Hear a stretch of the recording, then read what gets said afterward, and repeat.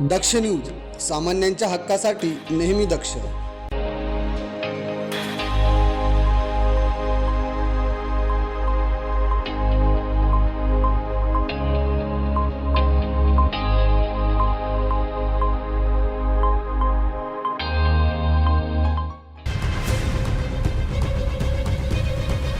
निंडोरी येथे झालेल्या घटनेनंतर सर्वच स्तरातून संतप्त प्रतिक्रिया व्यक्त होत आहेत. स्नेहसंमेलनावरून परतत असताना कार विहिरीत कोसळल्याने झालेल्या अपघातात 9 जणांचा दुर्दैवी मृत्यू झाला. या हृदयद्रावक घटनेने सर्वत्र हळहळ व्यक्त करण्यात येत आहे. दरम्यान मंत्री गिरीश महाजन यांनी या परिसरात पाहणी करून मृतांच्या कुटुंबियांना 5 लाखांची मदत जाहीर केली आहे.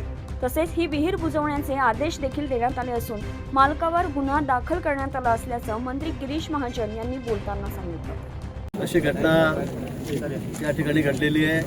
एकाच कुटुंबातील जवळपास 9 जण, म्हणजे त्याच्यामध्ये 3 ॲडल्ट आहेत आणि 6 बालकं आहेत. म्हणजे 12 वर्ष, 14 वर्ष, 8 वर्ष कोचिंग क्लासेस आणि रात्री त्या रस्त्याच्या मधोमध, म्हणजे मला खरं आश्चर्यच वाटलं की एवढा मोठा रस्ता हा सिमेंट कॉन्क्रीटचा झालेला आहे, सुंदर रस्ता आहे.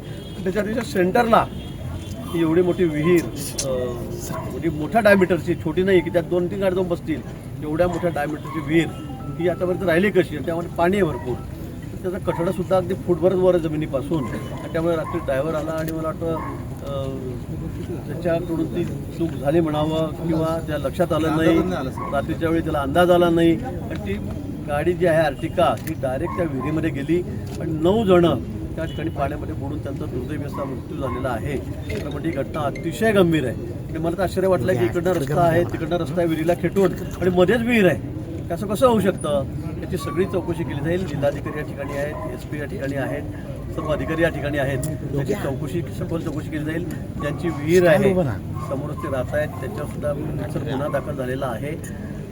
या संदर्भामध्ये सगळी कारवाई जी असेल नसेल ती सगळी केली जाईल. कोणाच्या दबावाला या ठिकाणी बळी पडला जाणार नाही.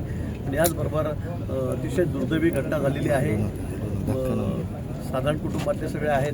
त्यामुळे मुख्यमंत्री मोदींची मी आत्ताच आपल्यासोबत बोललेलो आहे.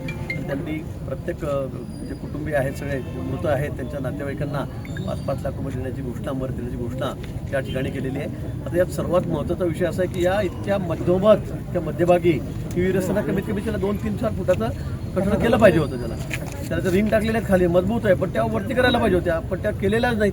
जमिनीपासून फक्त 1 फूट 6 इंचावरच फक्त तेवढं आहे. ते कोणालाही दिसणार नाही रात्री आपल्याला नवीन माणसं आला तर. मला वाटतं ते केलं पाहिजे होतं, दुसरं ते केलं नाही. पण आता सगळ्या गावकऱ्यांची मागणी आहे, ग्रामस्थांची मागणी आहे की ती विहीर बंद करा. आणि अशी जर विहीर राहिली तर मला वाटतं परत कोणीतरी येऊन त्याच्यामध्ये धडकेल, कधी धडकू शकतं, अशी मधोमध ही विहीर आहे. त्यामुळे तो निर्णय आम्ही या ठिकाणी घेतलेला आहे. ती विहीर आम्ही त्या ठिकाणी बुजवून टाकतो. अशी विहीर या ठिकाणी ठेवणं म्हणजे पुन्हा कुठल्या तरी मोठ्या संकटाला आमंत्रण देण्यासारखं आहे.